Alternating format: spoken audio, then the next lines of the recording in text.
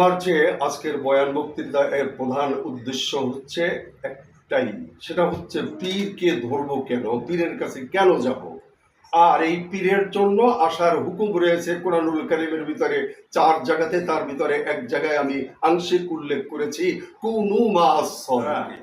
আজ আগামী এই চলতি মাসের আগামী 25 এবং 26 তারিখ সবক মাহফিল ও দোয়ার মাহফিল ও মাসিক মাহফিল, 3টা মাহফিলকে একত্রিত করে আমার শায়েখ আমাদের সৌজন্য, আমাদের সুবিধার জন্য তিনি আকুত আহ্বান করেছেন, প্রোগ্রাম দিয়েছেন।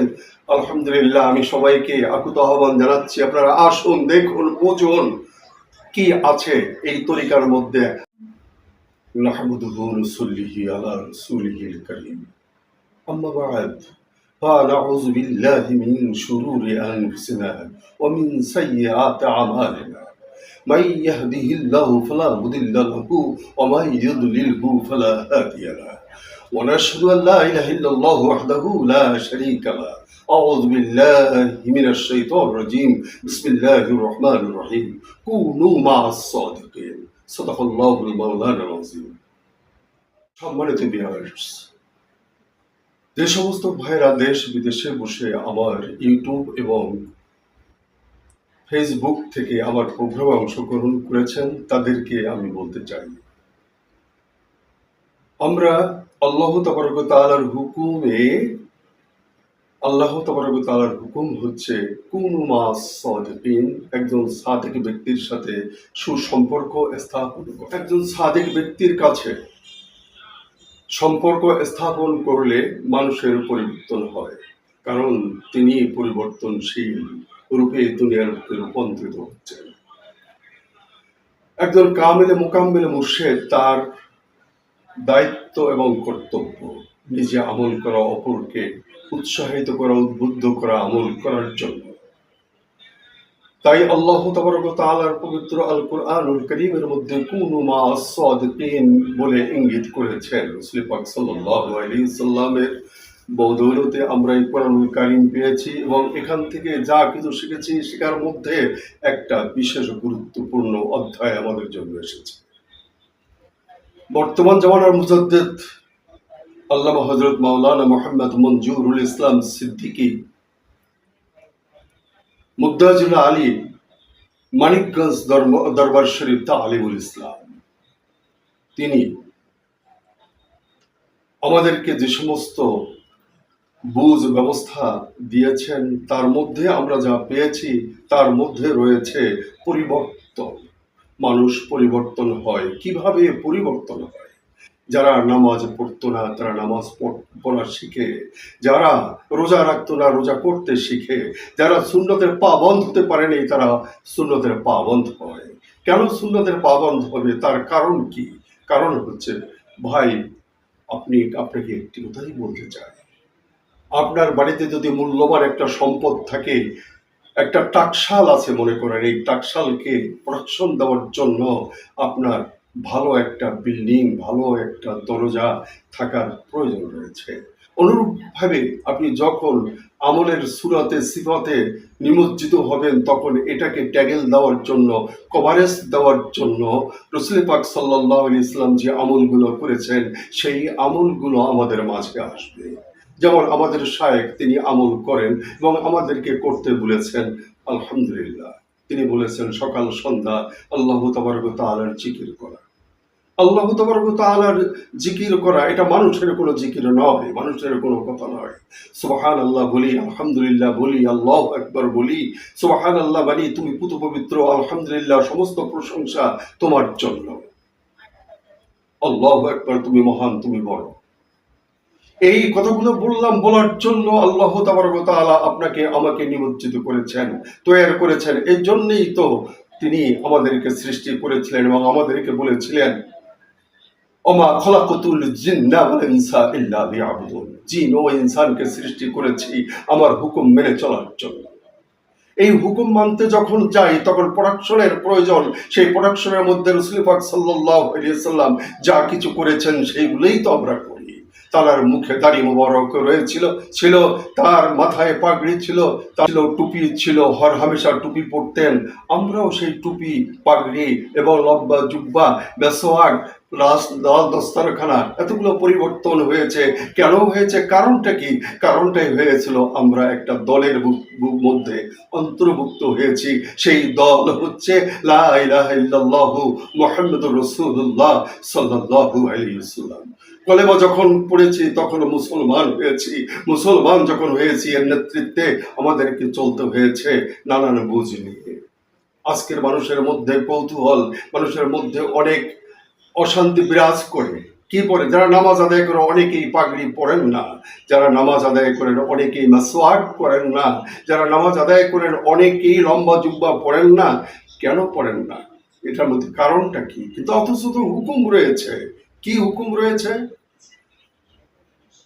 আল লিবাসুত তাকওয়া। ইউনিফর্ম যখন আপনার আসবে তখন আপনার সম্পূর্ণরূপে আদেশ, হুকুম, আহকাম যা আছে এগুলো মেনে চলতে হবে। এইটাকে আমাদের শায়েখ ডক্টর আল্লামা হযরত মাওলানা মোহাম্মদ মনজুরুল ইসলাম সিদ্দিক আমাদের পাই পাই করে শিক্ষা দেন। এবং সেই শিক্ষার মধ্যে আমরা যখন উপবিষ্ট হয়েছি তখন পিতামাতাকে চিনেছি, তখন স্ত্রীকে পর্দায় রাখা শিখেছি, ছেলে মেয়েকে দিনে ইলম দেওয়া শিখেছি। এর একমাত্রই কারণ পুত্র পবিত্র হয়েছি শুধুমাত্র কেবলমাত্র একটা মেসওয়াক। আর মেসওয়াক দিয়েই হলো আল্লাহর হাবিব সাল্লাল্লাহু আলাইহি ওয়াসাল্লামের কাছে যখন জিবরাইল আসসালাতু ওয়াসসালাম আসতেন, যতবার আসছেন ততবারই বলেছেন, হে আল্লাহর হাবিব, আপনি কি মেসওয়াক করেছেন?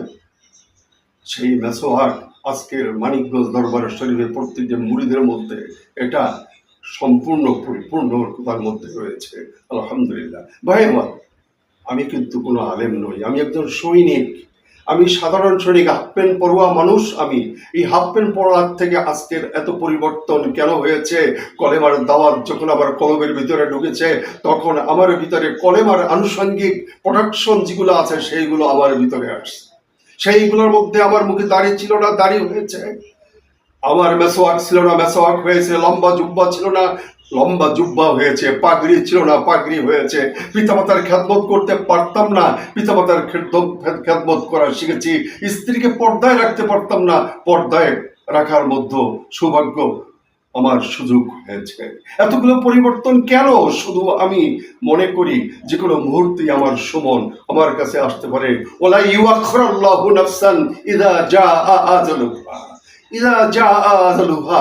যখন মালিকুল মউত আজরাইল আসসালাতু আমার কাছে শেষ সময়ে আসবেন তখন আমার কি অবস্থা? আমাকে এতটুকু সময় দেওয়া হবে না, আমাকে দুনিয়া ছেড়ে চলে যেতে হবে। এই যে দুনিয়া ছেড়ে চলতে হবে, আমি যখন মৃত্যুবরণ করব প্রত্যেকটা লোকই দুনিয়ার থেকে চলে যাবে। কেউ কুল্লু নাফসিন যায়কাতুল মাউত। মৃত্যুর পেয়ালা সকলকেই পান করতে হবে। এই মৃত্যু যে আমার আসবে এটা সত্য, বাস্তব। এজন্য আমাদের শায়েখ আমাদেরকে শিক্ষা দিয়েছেন সকাল সন্ধ্যা মৃত্যুকে স্মরণ করি। মৃত্যুর কথা যখন স্মরণ করি তখন চোখের পানি আর রাখতে পারি না, তখন কান্নায় বিগলিত হই। আল্লাহ তাবারক ওয়া তাআলাকে স্মরণ করি এবং আল্লাহ তাবারক ওয়া তাআলার সাথে কথা বলার মধ্যে সুবর্ণ সুযোগ হয়। সুবহানাল্লাহ, আলহামদুলিল্লাহ, আল্লাহু আকবার, লা ইলাহা ইল্লাল্লাহু মুহাম্মাদুর রাসূলুল্লাহ।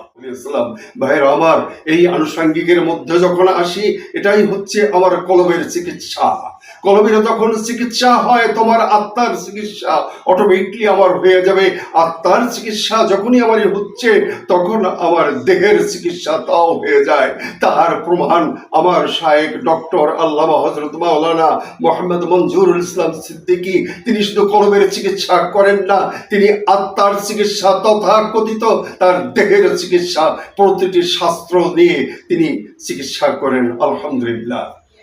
ডাক্তার সাহেবদের যেখানে চিকিৎসা শেষ হয়েছে সেই চিকিৎসার মধ্যেই আজকের শেষের চিকিৎসা শুরু করেন আমার শায়েখ প্রথম।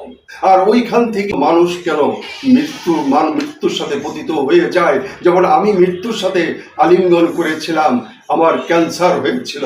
এই ক্যান্সারকে উনি আমার ট্রিটমেন্টে ওনার উছিলাতে, ওনার এক লোকমা ভাতের উছিলাতে আল্লাহ তাবারক ওয়া তাআলা আমাকে সম্পূর্ণরূপে আরোগ্য দান করেছেন।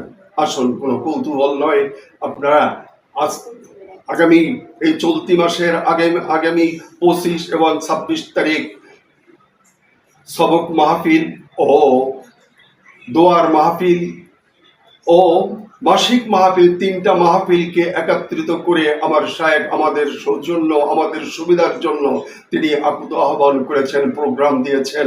আলহামদুলিল্লাহ, আমি সবাইকে আকুত আহ্বান জানাচ্ছি, আপনারা আসুন, দেখুন, বুঝুন কি আছে এই তরিকার মধ্যে। আমাদের তরিকার নাম চিশতিয়া সাবরিয়া তরিকা। এর মুনাফাইড খলিফা আমার শায়েখ ডক্টর আল্লামা হযরত মাওলানা মোহাম্মদ মঞ্জুরুল ইসলাম সিদ্দিকী। ভাইয়ের আমার এই কথার মধ্যে অনেক ভুল হতে পারে, ভুল হওয়াটাই স্বাভাবিক, যেহেতু আমি কোনো আলেম নই। কিন্তু আলেম নাই, কিন্তু না হলেও আলেমের ড্রেস পরেছি। এই ড্রেস পরার পরে অনেক কৌতূহল আমার মনের থেকে চলে গেছে। আসুন, আপনি যখন আসবেন আপনার ভিতর থেকে অনেক কৌতূহল চলে যাবে। আখির দাওয়ানা আনিল হামদুলিল্লাহি রাব্বিল আলামিন। আসসালামু আলাইকুম ওয়া রাহমাতুল্লাহি ওয়া বারাকাতুহু।